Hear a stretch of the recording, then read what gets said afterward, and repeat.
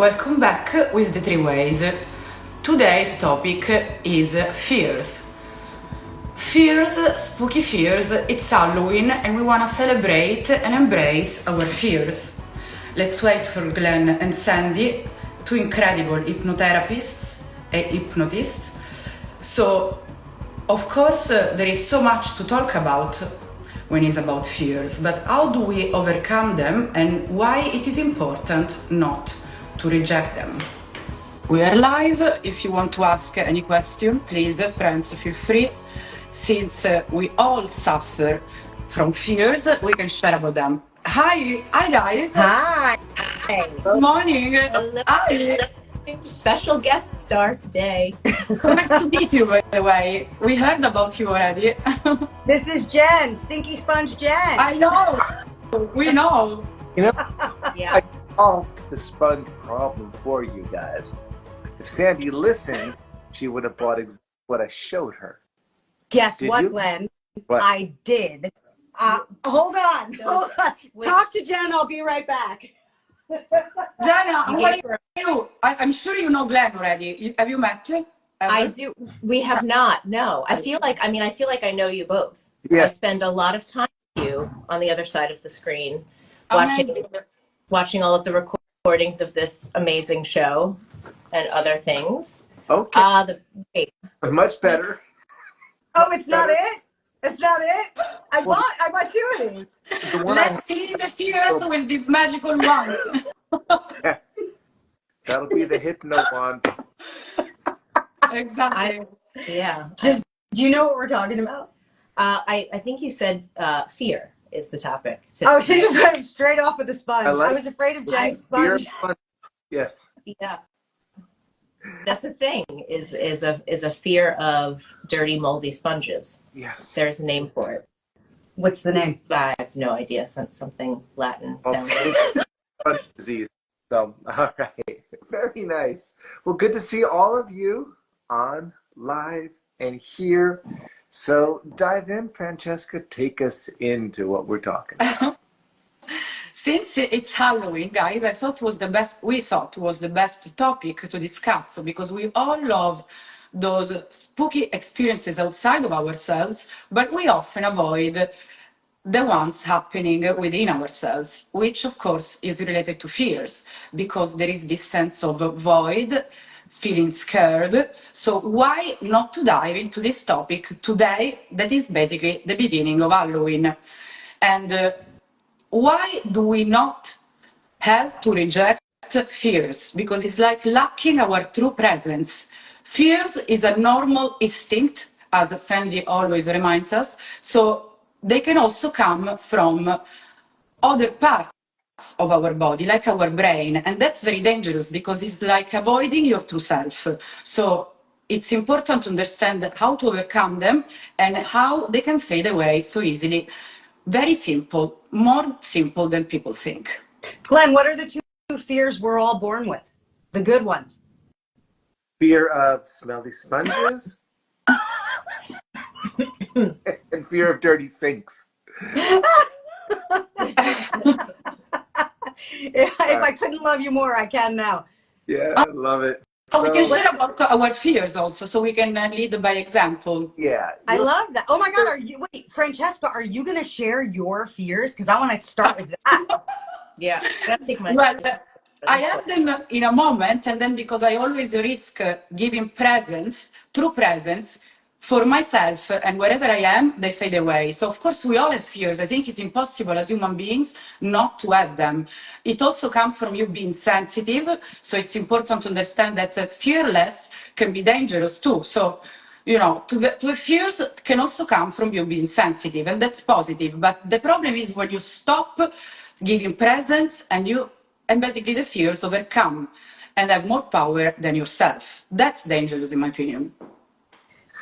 So outside of the fear of falling and the fear of loud noises, every other fear we've learned and we've picked up over time.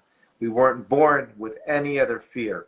You know, when I work with clients, I always kind of share this where most of us have a healthy fear of snakes and or cockroaches or really yucky insects. Most people do.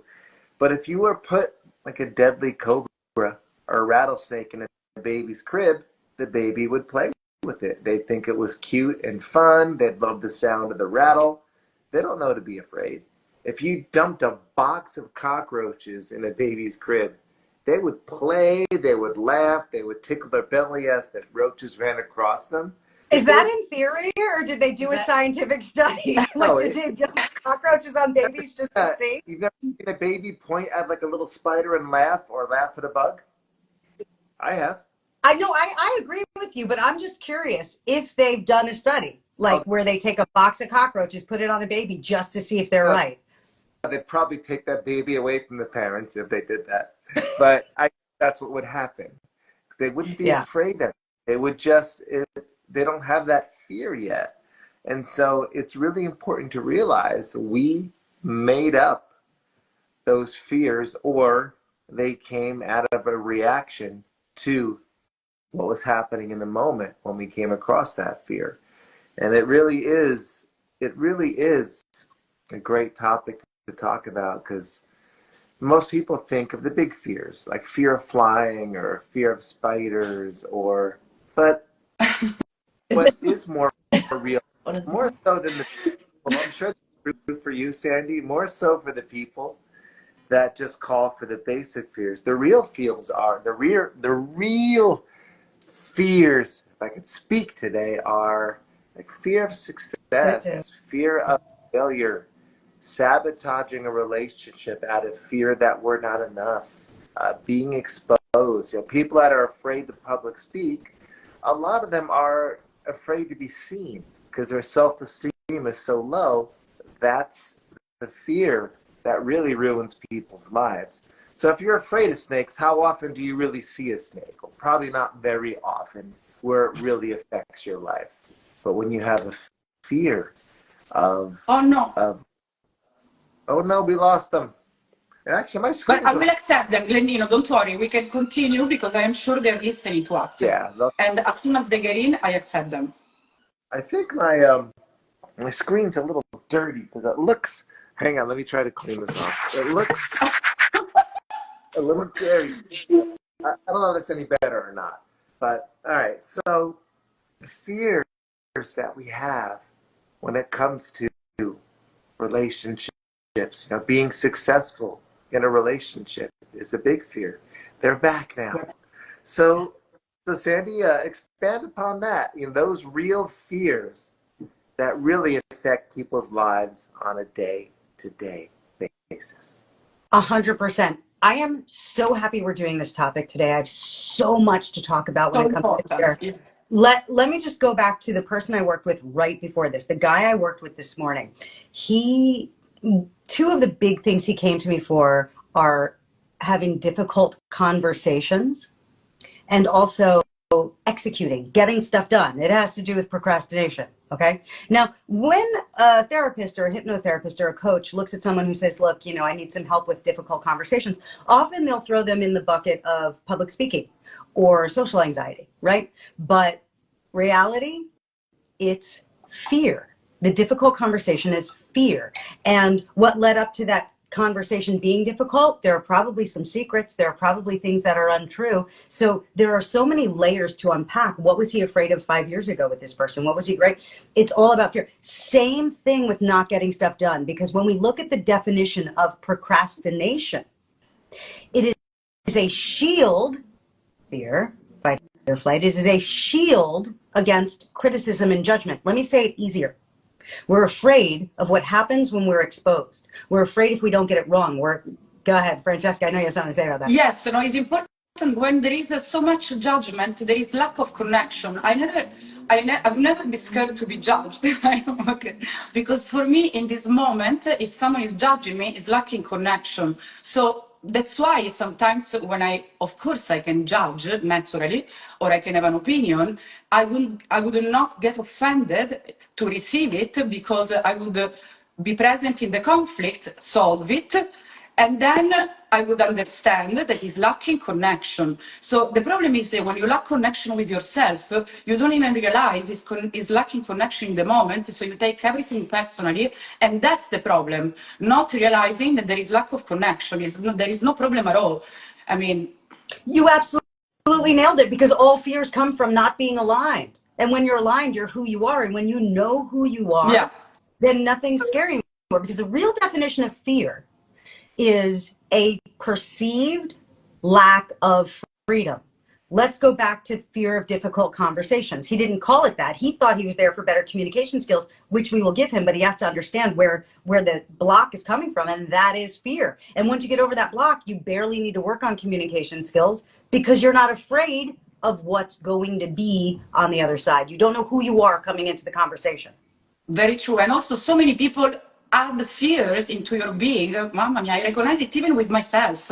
They bring their worries into you. So it's all about projecting insecurities, projecting fears. Unfortunately, we live in a deeply corrupted society, everyone. So there is lots of projection, and if people are very sensitive, we are like sponges, we are energy. It's very important to understand when create boundaries and to visualize what is happening without taking it inside. All right, Glenn, I know you're thinking something. Can I jump in on the word boundaries real quick and then pass it to you? Oh, yeah. Creating boundaries is, and you can't quote me on the first sentence, you have to wait till the second sentence. Creating boundaries is a responsible communication. That's sentence number one.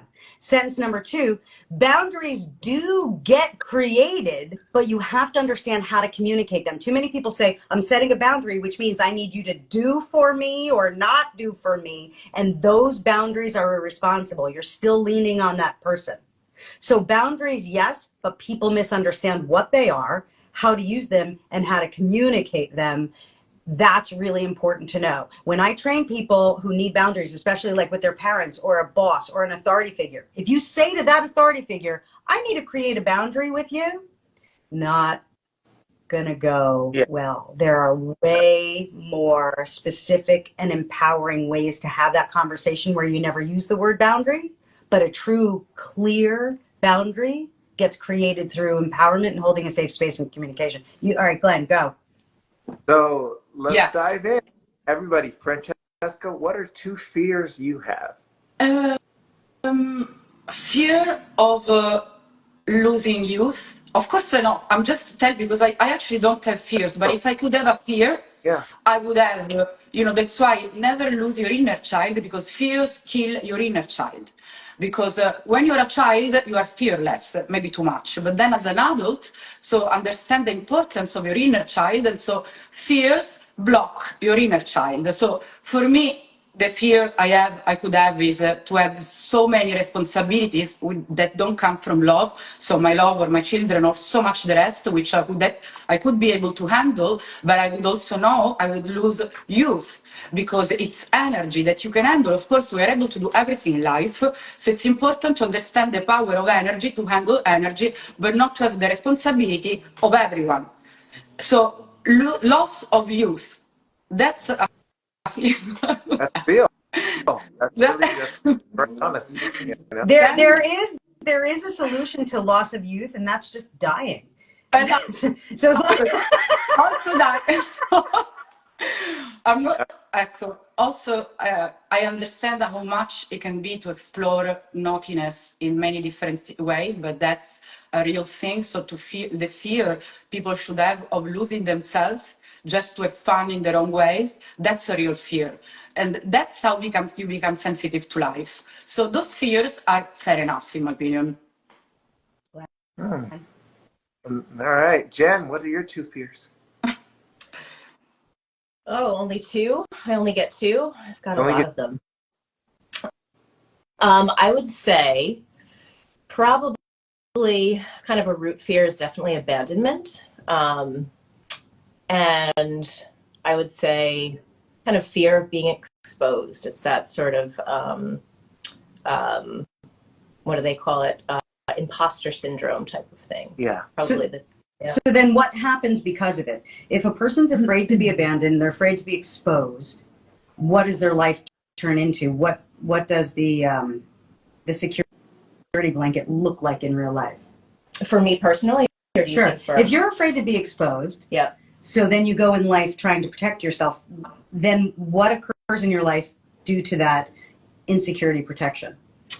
Well, I mean, I think it blocks off a lot because it's a sort of constant sort of putting up the wall, right? Or putting up what I hope that people are perceiving versus sort of an authentic self. And I guess the work that I've done is to sort of try to marry the two, right? To sort of drop realize that coming into myself and getting aligned, all the things that we were talking about, that any of that desire to hide, to run away, just sort of drops away. But beautiful, Jenna. So I would blame the external in this case because you were never allowed to put yourself outside. So in this case, we always have to blame ourselves. But if you agree, Jenna, an example for everyone, not only for yourself, but it's important to blame the external in this case because it's not about you. So I love watching Andy yeah. and Sandy Jen. That was great. Did you see Andy and Jen? It was great. What So happened? I didn't even notice. Did we? Were we emoting at the same time? It was just watching Sandy do her thing with you. It's like she just dove right in you there. look amazing together, by the way, Sandy and Jenna. Really. It The was love great. of my life, right? She's like torn me apart 1,000 ways, and I love her. That was great. This is what we do best together, is just sort of explore the real stuff of life. And so on, like so raw, so real, so honest. Yeah, if Jen didn't break me down, I wouldn't be the evolving person that I am. And this has taken a lot of facing those fears and getting right up in front of them and, seeing what happens, jumping. Intimacy is not always easy. It's very vulnerable. It's very raw. And it can be a trigger to run from when things come up. In past relationships, and I'm curious what you guys think of this. In past relationships, before friends of mine like you guys would meet a partner, I would say to them, don't say this. Make sure you don't mention that. If we run into this person, don't act like I know them. I used to have to do that to protect myself from being in trouble in a relationship. Now, with Jen, I can honestly say to you guys, anything you think you know about me that's a secret, say it right in front of Jen. We good. Yeah. It's pretty incredible. See, those two fears, especially the fear of what we call imposter syndrome, pretty much everybody has that at some level. That insecure feeling when it comes to taking on certain challenges or being in front of people or just presenting yourself when you are trying to present yourself without your insecurities, which is impossible to do because they're there, Yeah. And some of the work is just doing just this, is here I am, like exposing them, right? Exposing it sort of takes the power away because there is no power in it, really. That's my favorite quote of FDR, Franklin Delano Roosevelt, was that the only thing there is to fear is fear itself, right? So it's sort of this exposing it to take it away. Yeah. So to take the only power of insecurity is that you reconnect to yourself even more because you understand what you truly are. Sorry, guys. No, that's so right. That is so right. So to take it like from this conceptual space we've been talking and into something real, Jen, if a therapist, a coach were to ask you if you didn't have that fear anymore, if you fixed it altogether, what would you have? Like, let me ask it differently. What are you missing because of this fear? Right. Well, I've come to know, I probably would have answered differently. I mean, I've come to have a sort of a healthy relationship with it because on some level it's motivating, right? It's sort of it's knowing what I don't want. So therefore moving more fervently towards what I do want. Right. But I would say if I could remove the fear, I guess what I would have said maybe a few years ago, if I could remove the fear, I'd be so much freer, right? I would be able to just kind of run and skip along and do all the things that I want to do without, without the reins. Yeah, beautiful. Guys, sorry if I interrupt you. There is a beautiful statement, which I totally agree with. And they are maintained at the level of the eye. It is true because when you do the blindfolded experiences, there is no shame, there is no fear, because the fear, it comes from the external, it's never yours. And so basically, as soon as you don't feel watched, you are able to speak your voice internally, energetically, whatever it is, even sexually, for example, people that are scared of sexual experiences and they're blindfolded, they're not ashamed of being there, just to put it on a real experience, because people do that a lot, and so it's important to give true examples. Or, around the table, they speak about their secrets, their fears, with no shame, and I believe this is the best example to give. Sorry. Then I have a really spiritual and religious question that comes up. If Jesus said, go forth and tell no one, yet what we're talking about is express freely and feel safe to do it. Go forth and tell no one, or express, which is it? Well, if you're Jesus, you can go forth and, and not be impacted by the energy of others. But most of us have not achieved that level of enlightenment. So we are inevitably impacted by others' energy. So until you get to that Buddha place, just keep it to yourself and do it. Kind of, yeah. I think I got the context of where that was said. That one phrase has to be really dived into with what came before he said that. And so, what are your two, Sandy? Sandy, me. I'll tell you, but first I want to talk about the go forth and tell no one, because I hold both in high esteem. One, express, be who you are, and go forth and tell. Yesterday I ran into an old friend, and he said, look at me, I lost 50 pounds. I said, you did? Well, let me guess, Ozempic? Because I don't know about you guys, but since Ozempic, I see fewer and fewer clients for weight loss. It's like they don't need us anymore. They just have Ozempic, and I'm fine with it. Go do Ozempic, and we can have conversations about things other than cookies all day. So, well, psychiatrists do very well, and there's tons of antidepressant medication out there. They can both be. That's true. That's true. So anyway, so I run into this guy, and he says, look at me, I shed 50 pounds in no time. And I said, all right, what'd you do, Ozempic? He said, no. He said, I cut out wheat, and that's it. And I said, it's interesting, because of all the diet stuff that we hear about, talk about, try. I've done all the things, and my clients tell me about stuff, and I try what my clients tell me to get the experience of it. I've done all kinds of crazy fasts, and I went 15 days without food. I've done all that kind of stuff. So I thought, well, that's interesting, because usually when people say cut out wheat, what else do they say? They say cut out all gluten, and then they say don't eat food that's white, like potatoes and rice, and and then it's don't eat carbs, and while you're at it, don't eat sugar. So you start with wheat, and instantly it expands, and that's when I say I'd rather just be a little bit fat, right? So then I quit. But I said, interesting. So you eat anything and everything else, didn't change a thing, you just literally cut out wheat. And Michelle said 15 days. Yes, I went 15 days without food. Yes, I did. So Crazy. I hydrated, but yeah. Water, but Yes. intense. 15 days is a lot. Yeah, no, I really did it. It was a long time ago, and it was really stupid. And then it's not just 15 days, because you know how long it takes to come back to eating real food. So then it becomes almost a month, because you have to reacclimate your body. It's just, I don't even get it, but I did it because it's fun. So I It's said, a challenge, brava Sandy. yeah, thanks. For my younger days. So I will never be able to do it. So if I ever meet Gandhi, maybe I'll do it again. Until then, I'm not going to do it. So he said, just wheat. And I left that conversation. I thought, what if I did a month? Because I said, when did you see results? Because he said he like inflammation and stuff. So I was like, forget about the weight loss, just feeling better when I do yoga in my joints. So I thought I said, how long till you really saw results? He said, 2 months. I said, I'm not giving you 2 months. He said, 1 month. I said, in 1 month, I can like feel a difference in inflammation in my body. He said, 1 month you can. So I decided I'm going to go the month of November with no wheat. Okay, so now I'm walking around the city, and I run into somebody I know. And I said, guess what? I'm going to do just no wheat. I never did just no wheat. It was always no everything, but I'm going to just do no wheat.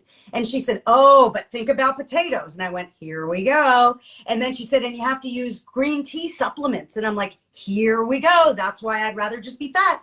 No, I can't. Right. So that's where I really support the go forth and tell no one. I don't want anybody messing up my no wheat November. Okay. So I'm going forth and telling no one except you guys.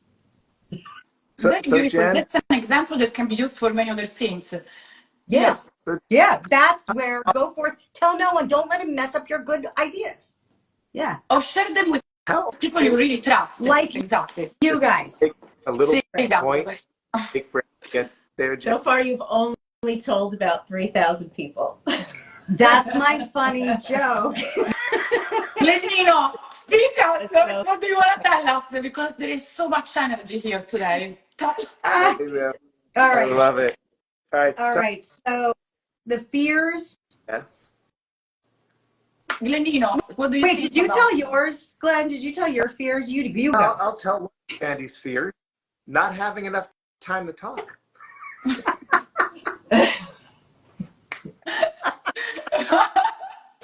Exactly. Said with love.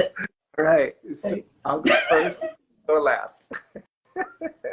Jen would know anything about that, though. I'm sure. Not at all. I don't No. All right. Francesca, can you one? support me in this, please? Yes, I support the energy, but it's very true that sometimes the feminine energy takes over. Please, Glenino, tell us what you think.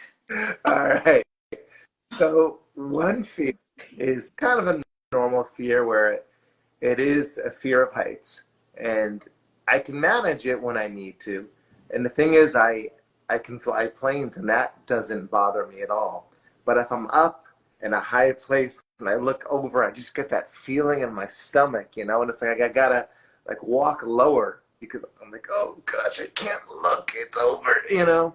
And so always, like when I was filming, my assistant was out here a few months ago, and of course we like rented a pier space and did some filming inside, and there was a balcony outside, just like, go out on the balcony, let's film. I'm like, I don't want to go on the balcony. And so I can get myself there. I use my anchor and I go out there, but I hate having to do it.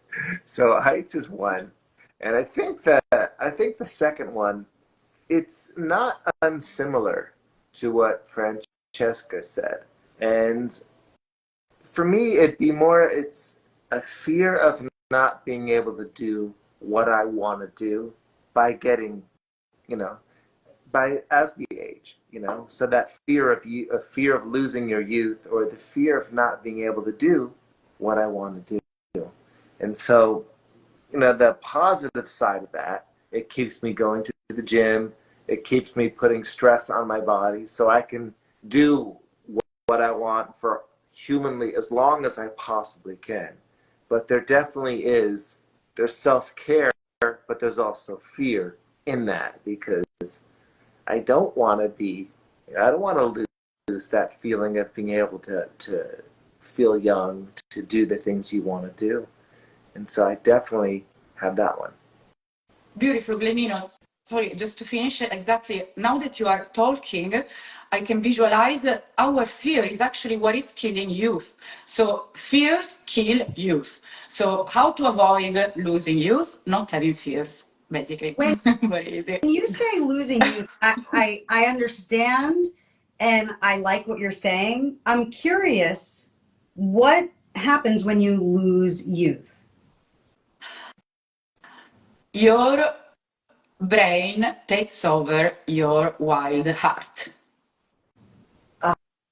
Ah, interesting. So the abandon, it's while the wild abandon is Yes, gone. not the control, having to control, you start a family, inner child alive, then of course the worries if you don't manage well the energy, of course, and and many things happen that can be bad, but also good. Then you don't take this energy takes over, and your brain takes over to aiming to control responsibilities here and there, which are completely natural. It's important to keep the use alive, the inner child alive, not taking everything so heavily, understanding that everything is happening in a moment, is gonna change.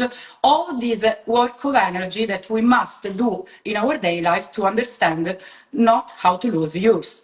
So I believe that's the problem of the brain, because the heart is always free, in my opinion. I love it. I love that so much. And it all comes from external, because Yeah. if there were nobody in society telling us that's bad, that's wrong, we would inertia, right? We would just keep going. We all start out free, and then we imprison ourselves. This morning I was walking in Central Park listening to Desperado, you know, being in a prison, walking through the world all alone. And it's so true. It's Dave Matthews sings a song called Ants Marching, and it's the same thing. We feel safer in our own handcuffs. Crazy. Fake comfort zone anyways, because Yeah, arrive. it's a fake zone. So, okay, I will share. Thank you, Glenn. Beautiful. I have a friend in particular who comes to mind who, funny, has the same birthday as I do, which is Friday, which is why Jen's here.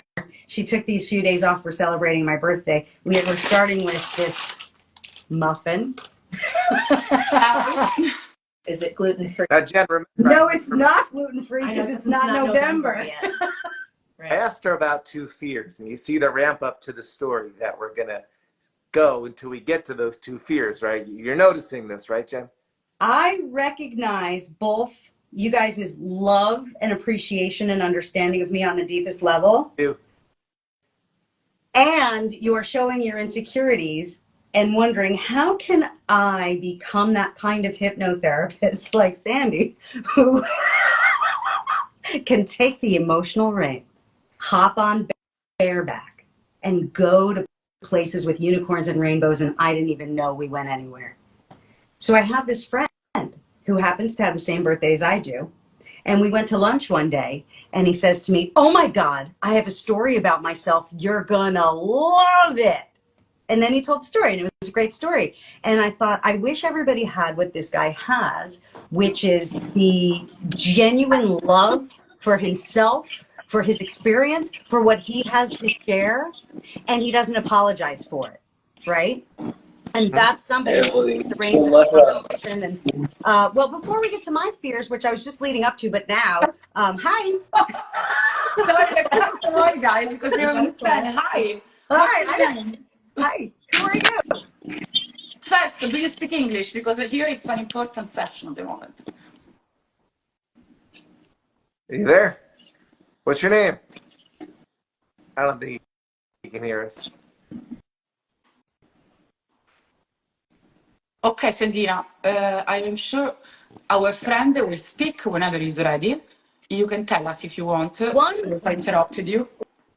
One way I really enjoy relating to this guy who says, I've got this story about myself, I'm going to tell it to you and you're going to love it. And he believes it with every fiber of his being. I think that's an extreme and lovely example of someone who really genuinely has no attachment to outcome. You can love his story or not. He loves it. He loves it, right? What I don't fear is other people and judgment. And I think that's a rare fear. And because of it, there are people who might not like who I am showing up in their world, and yet still I show up and I show up again. So that's not a fear. One fear that I'm trying to think of what I'm afraid of. Here's what I'm afraid of. I'm afraid of the exact opposite. I have a genuine discomfort with anybody asking me to not be myself. So in all of the years that I did voiceovers and TV work, my preference was always to be the host, to always play the role of myself, as opposed to be like woman number 2, right? Yeah. And it's become somewhat of an extreme in my life where even for Halloween, I don't like dressing up. I'm very uncomfortable not being able to be myself. So it's one of those things, like sort of a greatest strength is also a weakness. Now, would you say that is it all a fear of rejection on some level? Because the ultimate, the fear that you have is not being able to be yourself, or being rejected for who you are. Not be yourself. That's what I heard you say. Well, because being herself is being condemned. So it's being rejected essentially by people is the fear, it sounds like. Or it's been avoided, yes. It's the opposite. Yeah. Because I genuinely have Glenn gets it. Okay, so explain it, Glenn, because I think you get it. The best way I can explain it is if she is forced into a situation where she feels like she just can't be her true, authentic self, whether that's from a personal relationship standpoint or a life circumstance, if she's forced to not be exactly who she is. And so I think, for many years of my life, I was forced to be who I wasn't, or I chose to be a role of who I wasn't.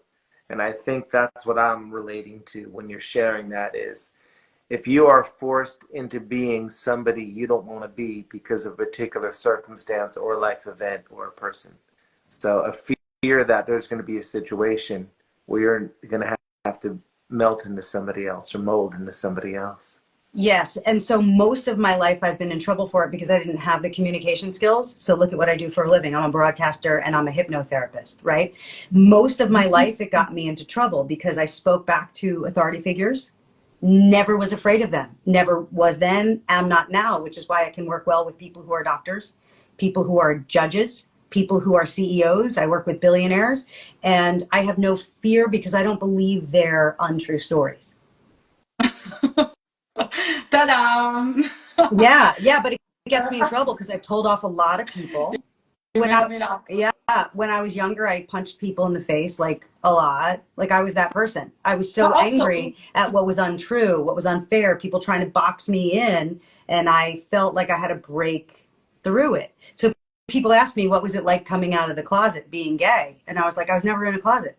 That's People telling stories, and if you agree, untrue stories have been told untrue stories. So unless someone is truly awakened, as I can be from birth, I believe, or from being aware, activating your heart, being open, then you start saying also untrue stories to others. So it's all energy that has been absorbed. We can have an opinion, don't say this, but it's important to understand they've been grown up living the same. Do you agree or no? Yeah, I do. It's interesting when you get into that kind of deeper level, thinking about the different characters we've played. So that's a real fear of not being able to be your authentic self because you bended to a situation. And when we think about what you just said about billionaires, CEOs, celebrities, I think there's more evidence today than there's ever been that we should not put celebrities on a pedestal. We should not put CEOs on a pedestal. Doctors, nobody belongs on a pedestal. We can admire people and get inspired by people, but think about all this instead. Yeah, they've been working to become so. So it's all about, you want to work on it, then you become.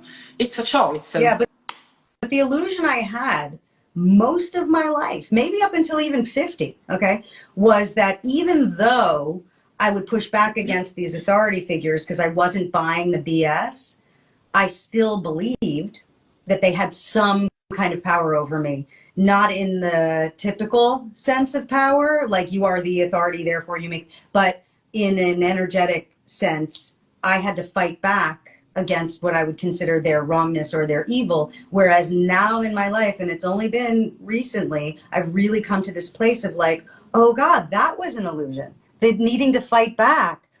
So now, while you're not going to see me occasionally, but you're not necessarily going to see me like telling somebody off so much in public. It happens less frequently. Because it's not that I'm expressing less. it's because I don't need to express anger because I'm not feeling anger. If I'm feeling anger, it's okay, right? But I'm not feeling the anger because I don't believe that they have any power over me. So when we look again at that definition of fear, And not, fear is a not even you, Sandina. No, it's important to understand the equality of energy. They don't have power over you. You don't have power over them because the racism exists because of the superior and inferior. So it's important to understand that I have power over me and over the energy, but not over the person, because the person can take and leave. So we don't have power over everyone, in my opinion.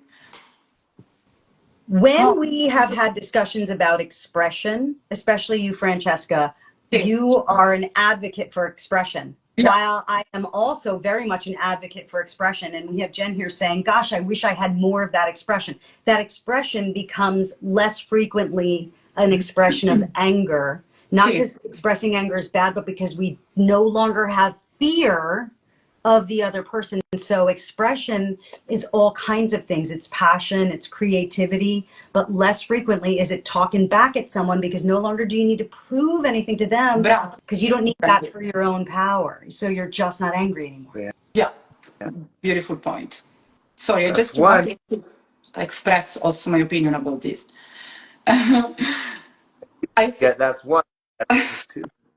Oh, you need another fear of mine? Two. I have a Going genuine two. fear. I have a genuine fear of not being able to afford to live in New York City, Okay. because it's my favorite place in the world. When my feet are on the pavement here, I breathe in an energy that keeps me alive. We could go on a day trip off of this island and we come back and I can't breathe fully unless I'm on this island. So it's a limiting belief. I understand I should be able to be okay anywhere. But to me, New York City gives me my life force. And because of it, then I struggle with building and growing businesses more and more and more, because of a fear of not having enough money to live the way I want to live. That's honest. And also because your expectations are very high, because you are incredible fierce of nature, Sandy. And to be honest, to fight for fears, I would also ask to Sandy. She's great, to be honest. Only your energy. But okay, let's guys give now, because we don't have much time. What is the best trick for you to let them fade away? For me, sorry, can I be the first one? Mask. Don't watch. Don't watch, and the fears goes away. Wait, say that again. Don't. Don't. It's basically what Jen says she does. Say it again. The mask Say it again. on, and the fears go away. That's The best. interesting. It truly is. You know, even when you do theatrical experiences, which I've been experiencing one amazing with my little sister. Actually, I will never forget it. With this amazing guy called Michael. It was great, great teacher, really. And I was basically wearing a mask for the first time, because it was my first experience in a theater. And for the first time, I was myself wearing a mask. Of course, energetical mask, because usually I have many personalities, but I never think of wearing a mask. So is basically, it's very important to understand that fears go away the moment you become an observer, and in the moment, so wearing a mask, becoming the observer of yourself, but also a mask, a real mask, black mask on your face. If you were my client, I would say that's my favorite step one for you, because it's the first opportunity you've ever had to give yourself distance and space so you can have your clarity. But I want you to work toward doing it without needing the mask to do it. But it's a good but step. it's the best practice. We are talking about tricks to let go of fears. Right. So Right. She did say, like, so I was thinking sort of coping mechanisms on some level, knowing that, right, yeah, they're overcoming, but if there's a step one. There's a, right, what do you do to make yourself feel a little bit better in the moment? yeah. But don't rely on the mask, or else you lose your own ability to strengthen and evolve. You know, of course, Sandy, you're totally right. That's important to, yeah. Yeah. All right, Glenn? I think for me, sometimes it sounds silly, but it's just acceptance. Like, hey, you know what? I'm human. This feeling is a human feeling. This fear is a human fear. and just not beating myself up for not feeling perfect and accepting that. And there are limitations in life, no matter how bad I want it, I'll never be the center for the LA Lakers. It's not a possibility in this world, right? So there are limitations that we have. I'll never be 25 years old again. I can act 25, but I'm not fooling anybody, right? So accepting that sometimes it's okay to have some limitations. It's okay to be a human being that's not perfect. It helps me get out of that, because what drives the fear is the belief that we shouldn't have any fears, or the belief that we shouldn't have any issues. It's the judgment of it that's, I think, worse sometimes than the actual thing. And so when I release the judgment of it on myself, all of a sudden it's a different relationship to that fear and that feeling. I brought this quote with me today. It's exactly what you're saying. Hold on, I have to pull it up on here. Eckhart Tolle. The ego is the unobserved. Oh, Eckhart Tolle. He wrote The Power of Now. The ego is the unobserved mind. And I feel like that's what you're saying. When you observe your mind, you're able to see what's my opinion and what's reality. When you observe your mind, awareness is the agent of change. When you become aware of what your mind is doing, and you can pause in any moment and say, look at that, I'm observing a thought. And that thought is neutral, and it can't do anything to anyone unless or until I let the emotion spill through my brain and take over my body. And that's about opinion. Beautiful. So Michelle said there's a movie where a guy plays different roles. Something, I lost the comment, but to Michelle's point about a mask, like Francesca said, or playing a role when you go to any particular business meeting, the way I work with clients is make that character into an emotion, and then it works for you. And these are all, acting type practices. So you don't have to go in with a pretend mask of someone you're not, but if you can take on the characteristics of Cowboy, if you could take on the characteristics of Michelle Obama, if you could take on the emotional characteristics of Beyonce, when you show up for that meeting, it's going to bring out the best of you. And so what you're strategizing is not behaviors and it's not words. You're strategizing being in an emotion that is the most powerful tool you can use. It's in finding embodiment. Exactly, brava. Yeah. Embodiment, just to, you Yeah, embody the energy becoming you. Shouldn't we all be thanking Beyonce right now? Because you just mentioned her. All right, so my tool that I'm offering is fear comes from only one of two places. Number one is instinct. That's fight or flight. That's what animals do. So, there's a tiger, so my heart beats fast and I run, okay? So instinct is the kind of fear that we're born with.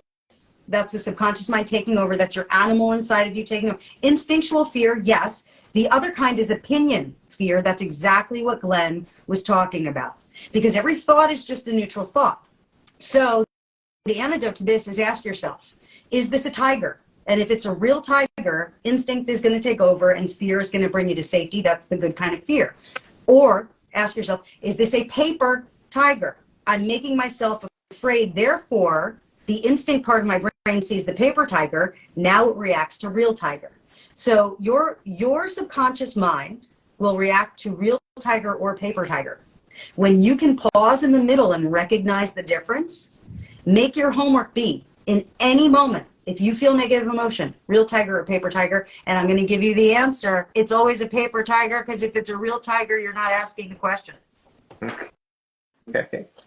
Here's a real tiger. Yeah. Right. And here's a real tiger. Who is that, Glenn? This is Onyx. The Amazing Three Ways has been 50 minutes. We're trying to make it shorter. So do we want to give the last statement of the day? Jennifer. Me? Take us home. Yes, Gianna, tell us.